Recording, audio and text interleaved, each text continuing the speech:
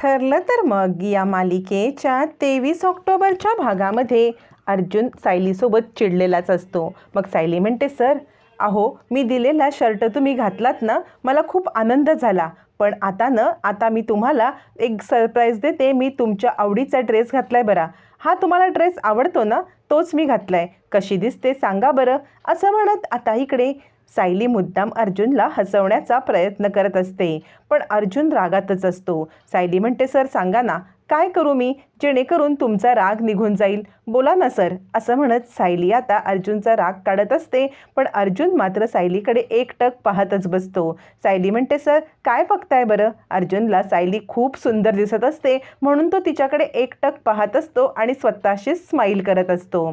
त्याच वेळेला सायली म्हणते, सर बोला ना, मी कान पकडू का. असं म्हणून ती कान पकडून उठाबशा काढत असते आणि त्याच वेळेला तिच्या पोटात दुखण्याची ती ॲक्टिंग करते. ॲक्टिंग पाहून आता अर्जुन घाबरतो आणि त्याचा जीव अगदी तोंडाशी येतो आणि तो म्हणतो, सायली काय करताय तुम्ही. असं म्हणत तो आता सायलीकडे येतो आणि तिला सावरण्याचा प्रयत्न करत असतो. मग सायली जोराजोरात हसायला लागते. अर्जुन म्हणतो, काय हे तुमचं सगळं वागणं. याच्यावरती सायली म्हणते, सर केलंत ना तुम्ही मला माफ. अर्जुन मात्र पाहतच बसतो आणि आता इकडे सायलीकडे म्हणतो, माझा जीव अगदी तुम्ही तोंडापर्यंत आणलात आणि आपण काहीतरी चुकीचं बोललोय हे त्याच्या लक्षात येतं आणि तो म्हणतो, तसं नाही, तुम्ही का बरं ही ॲक्टिंग केलीत.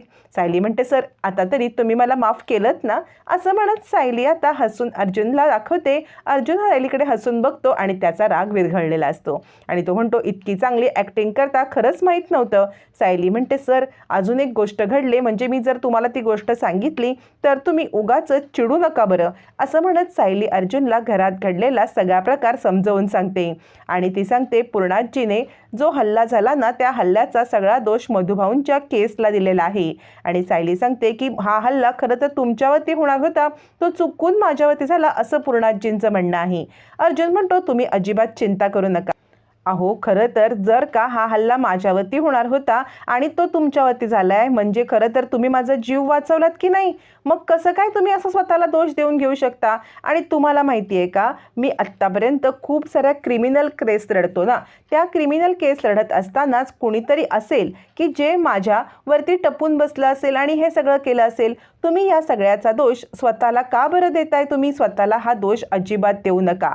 असं म्हणत इकडे आता अर्जुन सायलीला समजून सांगत असतो. सायली मात्र पूर्णाजी जे काही बोलत होती ते सगळं आता अर्जुनला सांगत असते. या सगळ्यामध्ये आता मात्र अर्जुन तिला समजावतो. इकडे महिपती तो स्केच पाहत असतो आणि महिपती म्हणतो, अरे बापरे, हे स्केच बनवून कोण लहान मुलगा पण ओळखेल का हे सगळं आहे म्हणून. अहो काही नाही, हे सगळं थोटांड आहे, काही होणार नाही आहे. असं म्हणत आता इकडे महिपती साक्षीला समजवत असतो की हा असा गॉगल आणि स्कार्फ घालून कोणी स्केच नाही ओळखू शकत. इकडे अर्जुन म्हणत असतो, तुम्ही असताना मला काही होऊ शकत नाही. तुम्ही माझ्यासोबत आहात ना, तर मला बिलकुल काही होणार नाही. असं म्हणत अर्जुन सायलीला समजवत असतो. सायली बिचारी उदासच असते आणि तिला काय बोलावं काहीच कळत नसतं. तोपर्यंत इकडे अर्जुनने तिचा हात हातात घेतलेला असतो आणि सायलीला तो हिंमत देत असतो. पण मात्र सायली खूप उदास असते.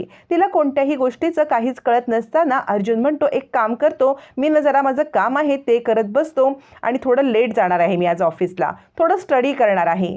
सायली मग आता इकडे बाथरूममध्ये तिचं काम करण्यासाठी येते. त्याच वेळेला नळाचा टॅप अचानकपणे चालू होतो आणि आता सायली भिजते. मग अर्जुन तिच्या जवळ येतो आणि आता सायलीकडे पाहतच बसतो आणि एकटक तिच्याकडे पाहत असताना सायली म्हणते, सर अहो काय करताय, या इकडे या ना, मी भिजतीये, तुम्ही नुसतं बघताय काय, लवकर इकडे या आणि हे बंद करा ना. तेव्हा अर्जुनला भान येतं की अरे देवा, आपण तर हे बंद करायला पाहिजे. मग अर्जुन धावत पळत तिकडे येतो आणि तो टॅप बंद करण्याचा प्रयत्न करतो. पण टॅप काही बंद होतच नसतो. दोघंजण या सगळ्यामध्ये अगदी भिजून जातात. दोघंजण भिजलेले असतात. मग मात्र आता अर्जुन तो टॅप बंद करण्यात यशस्वी होतो. मग आता तो सायलीला बाजूला घेतो. दोघंजण एकमेकांच्या मिठीत असतात. एकमेकांकडे पाहत असताना टॅप बंद झालेला असतो आणि अर्जुनचा हात सायलीच्या हातात असतो. अर्जुन ऑकवर्ड होतो. मग सायली म्हणते, सर मी बाहेर जाते आणि चेंज करून तुम्हाला बोलवते.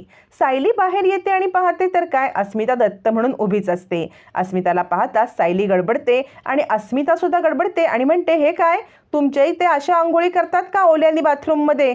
असं म्हणत असतानाच आता मात्र इकडे अर्जुन आवाज देतो आणि तो म्हणतो, मिसेस सायली आटपलं का तुमचं? काय चाललंय? तुमचं आटपलं असेल तर मी बाहेर येतो. असं म्हणत आता मात्र इकडे अर्जुनने हे बोलल्यावरती अस्मिता हदरते. अस्मिता विचार करते, हे दोघं जण नवरा बायको आहेत ना, मग यांच्यात असं काय झालंय? ही एकटी वेगळे कपडे बदलते, तो आता आतमध्ये आहे, हिने कडी घातलेली आहे. आणि अर्जुन ओरडत असतो, सायली आटपलं का? सायली आटपलं का? सायली ऑकवर्ड होते. आता ह्यांना काय उत्तर देऊ, काय सांगू ह्या माणसाला? असं का वागतायत सर? मला काही कळतच नाही. आता सायली दार उघडते आणि सांगण्याचा प्रयत्न करत असते की अस्मिताताई आल्यात. पण आता अर्जुन काही ऐकायलाच तयार नसतो. अर्जुन म्हणतो, का बरं? तुम्हाला सांगितलं ना की तुमचे कपडे बदलून झाले की मला लगेचच हे करा म्हणून, मग तुम्ही दार पण नाही उघडलत. असं म्हणत अर्जुन पाहतो तर अस्मिताला पाहिल्यावरती आता सिच्युएशन कशी सांभाळायची हा अर्जुनला प्रश्नच पडतो. अर्जुन म्हणतो, अस्मिताई आता तुला प्रत्येक प्रश्नाचं मला उत्तर द्यावं लागेल की काय? की मी माझ्या बायकोसोबत बाथरूममध्ये काय करत होतो, बाथरूममध्ये आम्ही दोघं रोमांस करत होतो, हे सगळं डिटेलमध्ये सांगावं लागेल की काय तुला आता? अगं ते काय झालं, आम्ही दोघांनी आज एकत्र शॉवर घ्यायचं ठरवलं होतं आणि एकत्र शॉवर घ्यायचं ठरवल्यावरती आम्ही दोघं जण एकत्रपणे आतमध्ये होतो आणि त्याचमुळे आम्ही दोघं जण बाहेर आलो. त्यावरती अस्मिता म्हणते, पण तू आता आतून मिसेस सायली का बोलत होतास? अर्जुन म्हणतो, ही माझी प्रेम व्यक्त करण्याची पद्धत आहे. तुला काय वाटलं मी जेव्हा लाडात येतो ना तेव्हा यांना मी असाच आवाज देतो? तुला काही प्रॉब्लेम आहे का? अगं आज आम्ही लाडात आलो, भिजलो आणि सायली माझ्यावर चिडली, लटक्या रागाने बाहेर आली, रूमला लॉक केलं आणि मला म्हटली, मी तुम्हाला बाहेर येऊ देणार नाही म्हणजे येऊच देणार नाही. असं म्हणत लाडीक मला आतमध्ये कोंडून ठेवलं आणि मला म्हटली, खबरदार तुम्ही बाहेर आलात तर. असं आमचं लटक्या लागायचं चालू होतं आणि त्यानंतर मी बाहेर येऊन तिला मिठीत घेणार. असं म्हणत अर्जुन मनाला येईल ते बोलत असतो. अस्मिता म्हणते, बाद झालं. पूर्णाजी म्हणते ना, तेच खरं आहे. तुम्ही दोघं जण एक नंबरचे निर्लज्ज आहात, निर्लज्ज. तुम्हाला कुठच्याच गोष्टीची लाज वाटत नाही. अर्जुन म्हणतो, अगं असं काय करतेस? आम्हाला लाज वाटत नाही का? अगं नवरा बायकोच्या प्रेमामध्ये चालतं हे सगळं. नवरा बायकोमध्ये लाज कसली, शरम कसली? काय बोलतेस तू अस्मिताताई? असं म्हणत अर्जुन आता अस्मिताला पुढचं काही सांगणार. अस्मिता म्हणते, बस करा. तुमचं हे निर्लज्जपणाचा कळस मला ऐकायचाच नाहीये. असं म्हणत अस्मिता तिकडून बाहेर पडते. अर्जुन आणि सायली दोघं रूममध्ये असतात. पटकन अर्जुन दार लावतो पण सायली चिडते. अस्मिता सुद्धा जाता जाता मागे वळून पाहते आणि विचार करते, नाही हे काहीतरी भयानक प्रकरण आहे, मला हे सगळं कळलंच पाहिजे. असं म्हणत अस्मिता पुन्हा कानाला दार लावते. अर्जुनला सायली म्हणते, सर काय चाललंय तुमचं? हे सगळं खोटं भासवण्यासाठी किंवा हे सगळं खरं आहे भासवण्यासाठी तुम्ही किती गोंधळ घातलात?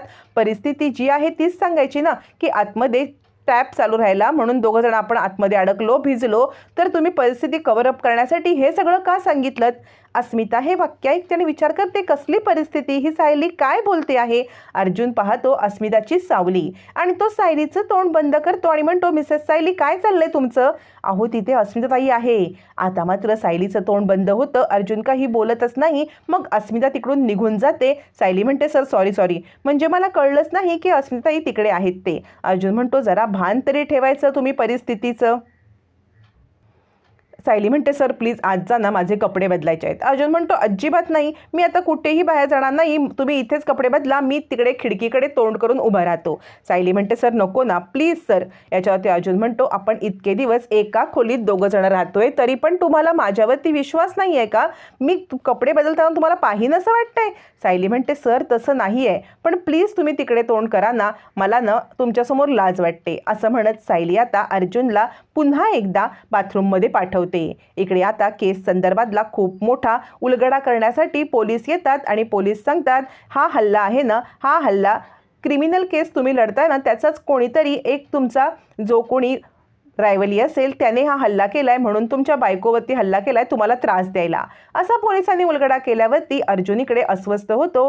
सायली म्हणते, सर अस्वस्थ होऊ नका, काही प्रॉब्लेम नाही आहे. तुम्हाला हेच वाटतंय ना की मी तुमची कुणीसुद्धा नसून तुमच्या या केसमुळे मी याच्यात अडकले, तर काही चिंता करू नका, सगळं काही ठीक होईल, कारण 5 महिन्यातच आपला डिवॉर्स होणार आहे. 5 महिन्यानंतर मी तुम्हाला सोडून जाणार आहे. 5 महिन्यानंतर तुम्हाला हा त्रास सहन करावा लागणार नाही. आता सायली आपल्याला सोडून जाणार म्हटल्यावरती अर्जुनला खूप वाईट वाईट वाटतं आणि सायलीच्या बोलण्यामुळे अर्जुन अस्वस्थ होतो आणि तिच्याकडे पाहतच बसतो. सायली 5 महिन्यांनी सोडून जाणार, पण अर्जुनला आत्ताच जग संपल्यासारखं वाटत असतं. सायली अर्जुनच्या प्रेमाचा बहर तर फुलायला लागलाय. अर्जुनला त्याची जाणीव तर झाली, पण सायलीला अजूनही जाणीव झालेली नाही. सायलीला जाणीव होणार तेव्हा हे दोघं जण कसे एकत्र येणार हे पाहणं फारच रंजक ठरणार आहे.